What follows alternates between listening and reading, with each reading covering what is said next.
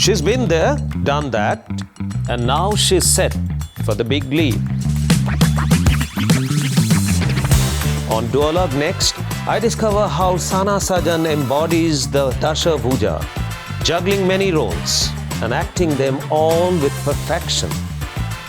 What is Dr. Sajan's prescription for breaking the ceiling without breaking bonds?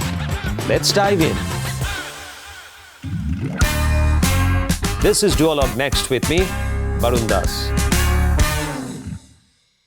Sana, good to see you and welcome to Duologue NXT. Thank you so much for having me. I'm really excited for this conversation. So I'll just set the context. Duologue NXT, I always host women who are super achievers. But to my mind that they could achieve a lot more, and I think even they feel so. So it's a kind of a point of inflection that I try to find out in their professional life. And I'm inspired by the book of Marshall Goldsmith, the book which says that what got you here won't get you there. So I try and figure out the learnings of those super achievers and then try and figure out that what are they thinking about their career next. I like how you start this conversation, although if it's about super achievers, I don't know what I'm doing here because there are miles literally to go before I sleep. And yeah, but you're right, there's a lot that I want to do and intend to do. So maybe there I might fit in. Yes, absolutely. And I would also like to decipher the success secrets. And I must tell you what you achieved, where you are sitting now, what you do in your professional life. You are no less than a super achiever. At least in lesser mortals like me, we always think so. So how did the journey start? We'll quickly finish that off and come fast forward it to present time. I would go back to my childhood. My uncle, he passed away recently. He was my dad's elder brother, and I used to just sit with him. He's my school of thought, and I used to ask him questions when I was 7 and 8 in that age group. And then I used to say, Abba Jani, why do I have these thoughts of changing the world and doing things? And I feel like I'm abnormal. So he asked me just one thing. He said, were you born a cow or a buffalo? I said, no. He's like, there is your answer. Because you were not born a cow or a buffalo, that's why you have these thoughts. So you are so keen to find out the purpose of your life and creating a horizon for you, which is like vast in front of you at that tender age. Yeah, if I look back, it is interesting to reflect that, yes, I was very young. And, you know, when I grew up, I reflected and I always think about this thought that he gave that cow or a buffalo also has another meaning to becoming just a mother. Although, you know, a lot of people might say becoming just a mother is not just. But for me, it held another meaning that you are not just born to breed. You are born to do more. That's right. Breathing is part of your life. It is one Similarly, of the parts. So you're saying motherhood to your eyes is just part of being a woman. Because, you know, I come from India. And India, we celebrate Devis. And they have 10 hands. And each hand has a different Shastra. I believe every woman is a Devi. And we can really, really shuffle between so many things and juggle. And we really can multitask, unlike men. So my belief is becoming a mother is one of them. But there is so much more. That cannot be the woman is purpose of your life. I can't say it cannot be, but for me, I felt that it is one of the things. So how did the career span out for you? So your studies, how did you get into medicine? That's inspired by your dad. Yeah, yes, that's true. I was inspired by my dad. And you know, have like, some 35, 36, 37 doctors wow, in your you've family. really done your research. But yes, my dad was one of the first doctors in our family and the city where we hail from. It is in UP, Rampur. And like any other girl, I used to look up to my dad, and he was one of these happy doctors, you know. So it was not fitting in the boring doctors category. So I always wanted to be that happy doctor. While my mom is also a PhD in Persian and she's also an artist. So I think I inherited both the traits. And while growing up, I was taking care of the science and art. And that's why I kind of have two careers in my hand, which are flourishing and developing by day. Very nice. It's a unique confluence that you juggle with I think philanthropy, which is a key part of what you do, medicine, business, art, is for, I think a confluence of all four is what you stand for. There is a Urdu sher. I will just say it here, Yes. but I will give you the meaning of it. It says, "Na keh ke ye bemiqdar hasrat dil hai, na keh ke ye bemiqdar hasrat dil hai, meri nigah mein hai jama kharch darya ka." Which means that don't call me spendthrift right now. My eyes have oceans to spend in future. So yes, it looks like that I do a lot of things, but there is so much more to do, and why not? Brilliant, absolutely. It's an academic discussion. Have you ever come across this thought? Sometimes we were all told that unless and until you're focused, you possibly would not be as effective. So when you have many things on your plate, does it take away your focus from something specific? Or how do you sort of prioritize that? How do you distribute your time, mind space to various things that you're engaged with? So there was an exercise I did with a group of women once, and I gave them a thali and a ball, and I just let them stand on their tippy toes and hold the ball and just sway. And I asked them to keep the ball in the middle. So they were trying to focus, but it was very hard. So I believe life is similar to that the ball keeps rolling, and life is a game of striking that balance all the time. Right. So what you need to do is that you know your competence, you know where you can add value.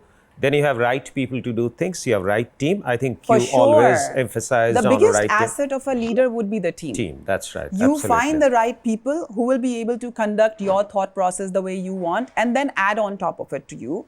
But yes, your priorities is about also managing your time. That is according to me is one of the biggest success secrets, and that is one of the drawbacks that I've seen in people, and I dare say that I've seen that mostly in women professionals, because you said there are 10 hands, you people are dasa bhujas, 10 hands, Devi. So conveniently I think men feel that a lot can be imposed on you. So like you give birth to a baby, so we feel that it's in your rights and entitlement that you raise them. We just take it with a flair. We just do it so well. What to do? We don't make you feel. It is, I would say it is a strength, but it is at the same time, we can sometimes make it into a weakness because we put a lot on our shoulders and we don't manage it well. Not managing is a different thing, but it's not a fair share of labor. If you take so much on your shoulder. Like I say that a typical career woman is actually dealing with 3 full-fledged career. One is your profession, one raising the kid, one handling the family. And we should not forget raising your husband. Yeah, that's part of the family. I think that's one of the most depleting tasks. Right. If you manage it well, it's very easy. So you're saying that when you're into one thing, your 100% is there. Yeah. Then you move on to need to be in the moment. You need to be in the moment, and then you move on. But again, you touched it upon that time management becomes very, very important. And I say, there are a few things that I live by, which are my own coinage. And I say that living more is living longer, and doing more is living more. I like that. So if you have 1 hour in your hand, and if you plan well, which is time management, you can do a lot more in that 1 hour compared to if you're not planned, you just appear and deal with the things. So I like what you said, when you can do more in that 1 hour. That's right. So it is, when you're saying you, I would like to, put something into this you. Your team is also you.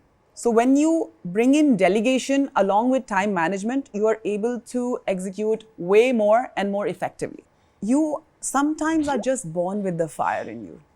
And if you're born with that fire, do you want it to dwindle away and waste yourself into darkness? Or you want it to thrive and become bigger, better, and light around you? So I feel that there are people who are born with that light and fire in them. And probably I am one of them, and I like to meet people who have that, and then you get together and get something bigger out of that as a synergy. And I'm glad that I'm married into a family like that, because they like to find and spot talents into whoever is around them, and then they multiply it for that person. No wonder they're doing so well. Yeah. So your schedule pretty much fits in around your commitment towards your kids and family? My kids for sure are one of the biggest priorities. So the people around women, which are the men, I think it is the minimum expectation from them. They understand women. Just empowerment, it doesn't mean that you have a job and you can earn your own money, for example. That is a very big thing. That is a very basic level of empowerment. Yeah. My son came in and he's like, Mommy, what are you doing? I'm like, I'm making food for your daddy today. He's like, but why you? You're a girl. And that moment, I was like, okay, yes, I have accomplished something, because he thinks that only men can cook.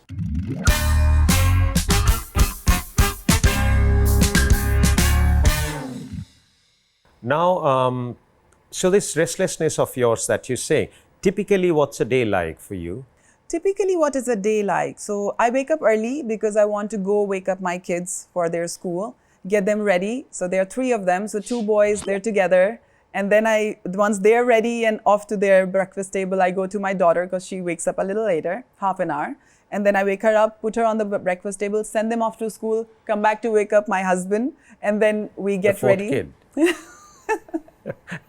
And then we get ready and, get together with our dadi and mom, dad for a quick breakfast. And if there is any update, daily we have some discussion. We have that update or some fun or laugh, and then we say, okay, goodbye. And then we are all off to work. And once the work is complete for me, usually after 5, I start ticking in my head, because that's when my kids are free, because they are done with their school and they're also done with their extracurricular activities. So as a mother, my mother starts talking in my head after 5 o'clock, and I rush back home, and then I spend that time with the kids. I play with them and whatever activity I want to do.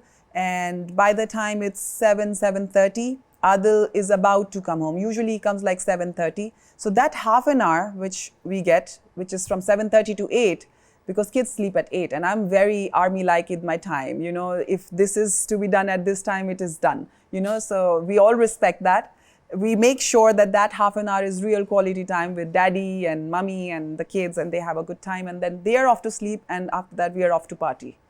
Because the social life is also important. You have friends who look up to you, who want you to be a part of their happiness, and difficult times, if there are any, hopefully not. But yeah, we're there for our friends as well. Is it fair to say that, so your schedule pretty much fits in around your commitment towards your kids and family? My kids for sure are priority. One of the biggest priorities. Emotionally, they are my top priority, but otherwise, my husband, my parents-in-law, my parents, my kids, this is family-wise. And then there is also, if I go to career, then it has another window, right? So they're all different priorities. So I want to do justice when I am with the kids, and I want to, put my day plan in such a way that everyone gets that justice. So it's, as again, repeatedly you're saying, if planning well, manage your time well, you can pack in as much as you can. Like in my case, I keep saying that, as you said, delegation, like we now have 7 channels. Yeah. And I always feel that you add another 70 channels, I can still run it, because you have with to the have right people. Yeah, it always has to be the right people, because as a leader, there's hardly anything that we do. And I keep saying that as a leader, there are only 3 things, and the list is more or less exhaustive for me. That we take decisions, because that's the buck stop at us. Then we manage people. So finally you manage people. Management is nothing but manage people. And the third is you need to guide them. You need to add value to their work when they're stuck. So otherwise you don't command that respect. Correct. So for me, for example, kids, I have my activities which are planned, but I'm blessed that I have a good team of nannies which are helping me. And when they say it takes a village to raise them, for real, it takes a village to raise them. And I'm really glad that they do have that exposure, that we are 4 generations living in our house. Besides that, we have a lot of help in different areas of the house, which also gives them that exposure. While you're completely dedicated and 200% committed to your responsibilities, and it comes to you from within your heart, it's not a burden for you. But at the same time, you take out time for yourself to rejuvenate yourself, to refuel yourself, whether it's reading the book or partying, which is so-called partying, your way of partying. So that, I believe, is very important. Yeah. And is that something that you would like to communicate to young women or the women that you deal with? It's consciously you tell them to adopt this? For sure, I do. I like to live by the fact that I don't like to complain. You know, this complaint thing, I put it this way. I have a terrible habit of putting things in some kind of a theory or a formula. So I always believe, and I live by that belief, that at any point in time in your life, you are exercising a choice, right? And therefore, anything happening now is as per your choice. Yeah, and the thing is, it is very easy to go down that spiral because it's human and we are human, and I live in active mode. So if there is something going which is against my liking, how much can I brood upon it and can I fix it? Yeah, that's right. I mean, if I say that don't complain, eliminate it. Yeah. Who asked you to stay with it? Correct. Just eliminate it and move forward. So my thought here is, there is a problem, you find a solution, but girls who have that fire in them, sometimes they just want to talk about it, लेकिन वो बहुत छोटी होती हैं कभी-कभी उम्र में. उनके पास, they don't have all the tools to solve that, which probably I was when I was in my teens. So in that time, I had a diary, and I still have that. I have a few journals, and one of them, I used to list all the things that I want to do. And so far, I think I might have completed 90% of those things, because from that mind and age bracket, what I could think, I was writing it down, and I used to accomplish those bucket list things with time. I always tell those little girls when I meet them in schools or in colleges who have that little fire in them, that wait and keep this as one of the things, and don't let it perish as a thought. You will accomplish it one day. So the people around women, which are the men, I think it is the minimum expectation from them. They understand women, because that's going to happen. That's happening every month, every 28 days. So why getting surprised every time? And then I don't feel complicated. I feel delicate, and anything precious becomes delicate. Like the diamond that you're wearing is far more delicate than the stable. So that needs far greater care. So that's the way I think women also should feel. And I think they should demand that. What's their fair share? Sometimes women, I feel, they're too accommodative, too apologetic.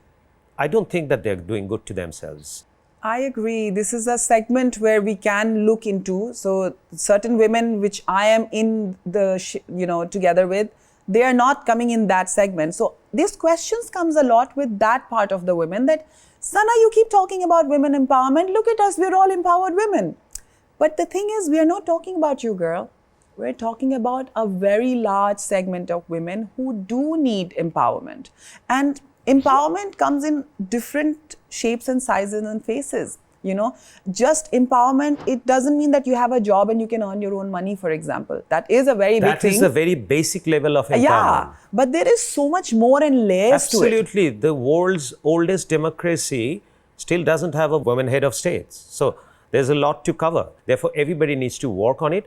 And to my mind, those women are the primary target audience who should understand that women empowerment is a very, very important stuff. Very, very critical. Because if they don't understand, their daughters won't understand, and so on and so forth. And the sons. We must not forget the sons. Absolutely. For me, for example, my two boys, I have to make sure not just my daughter has to be empowered, but my sons need to know that they need to empower women around them, while being empowered themselves. It is about having that balance, because men don't need to be disempowered on that, if that's the right word here, but at the same time, you need to empower women around you. So one of the moments I felt that I have done a good job so far is that one day it was a nice weekend, and I was cooking biryani for my family, and my son came in and he's like, "Mommy, what are you doing?" I'm like, "I'm making food for your daddy today." He's like, "But why you? You're a girl."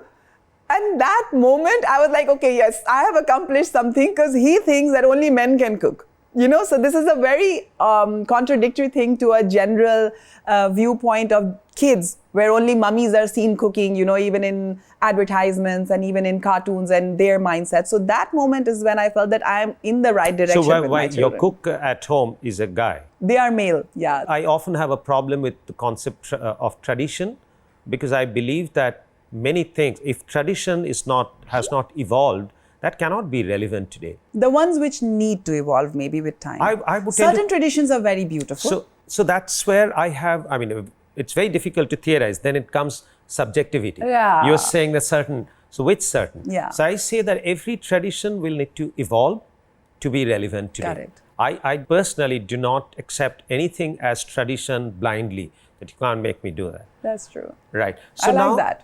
Thank we you. need to sit longer than this. This conversation is not enough. All right. One of the things that I'm engaged with right now is called Join the Planet. It is an initiative by Lionel Messi, and we are working very closely with him. Are there not bucket lists? Are there unfulfilled dreams? Are there dreams being cherished? In Hinduism as well, there are different stages of life, right? Where you have the brahmacharya and then you have... Banprasya, sannyas. Yes. So sannyas is not yet destined for me.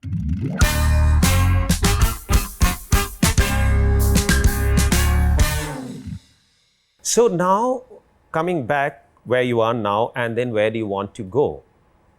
Are there not bucket lists? Are there unfulfilled dreams? Are there dreams being cherished, nurtured, and being prepared? You're taking guard, and you're going for the next big leap?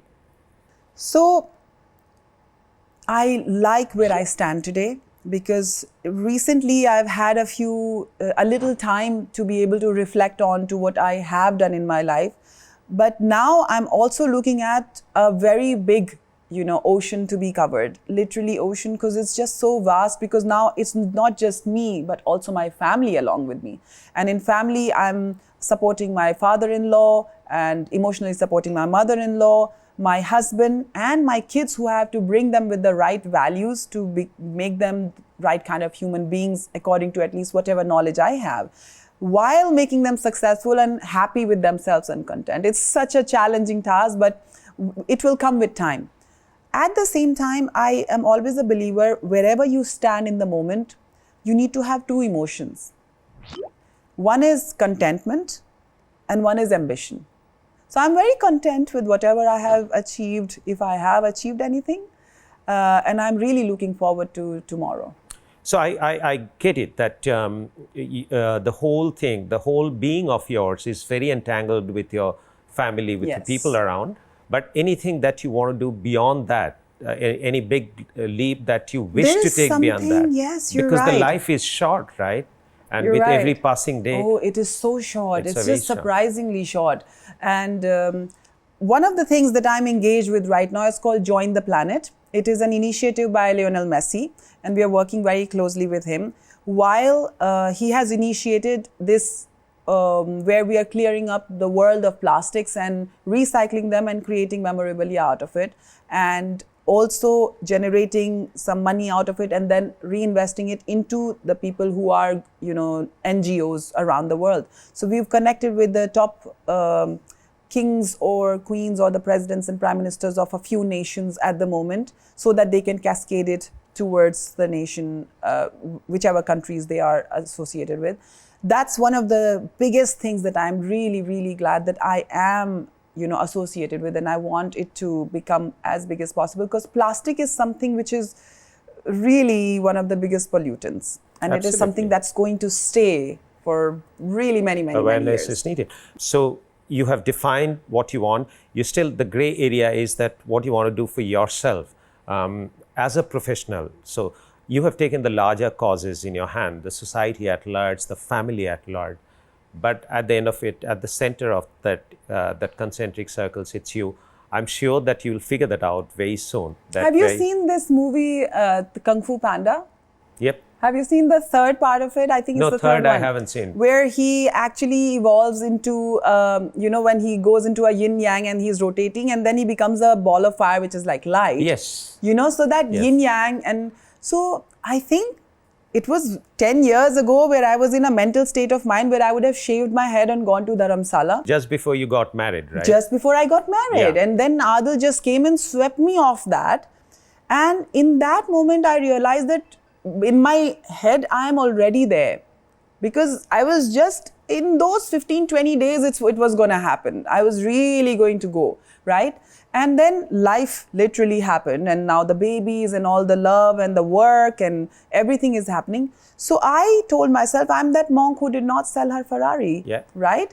And I don't have to, because in Hinduism as well, there are different stages of life, right? Where you have the brahmacharya and then you have... Banprastya, sannyas. Yes. So sannyas is not yet destined for me, and mentally, even if I'm detached and completely there, but I need to cover this part. So and rightfully very, so. very, very glad to hear that, and I'm sure that the kind of clarity that you have, that solution or the direction would surface soon in your mind. Yeah. And as you said that you let it simmer, and you're actually living what you say. So let it simmer. Yeah. It'll emerge, and I'm sure that you would reach greater heights going forward. As far as you're concerned, you've been a great woman in the family. You've been a great citizen in the society. Thank but you. I'm sure for yourself also something greater is And waiting coming up there. back to the light of the yin yang, we all need to have that light in us and radiate it to the people around us. कभी-कभी आप अपनी खुशी बांटते हैं तो दूसरे भी खुश होते हैं, और आप अपनी रोशनी बांटते हैं तो दूसरे की जिंदगी में भी रोशनी आती है. So I believe that it is important to spread that happiness what you have, and I am in that state of mind. Sana, it has been an amazing experience with you, but I don't think we are done. This is not done. This is not done because there are a lot of mutual learning. I'm sure that with my age and experience, I could add to your learning, and I'm very much sure that the same is true for you. I wish to learn many things about life and profession and success from you. We'll take it up off stage sometime. I'm really looking forward to that, and thank you for having me here. Thanks a lot, sir.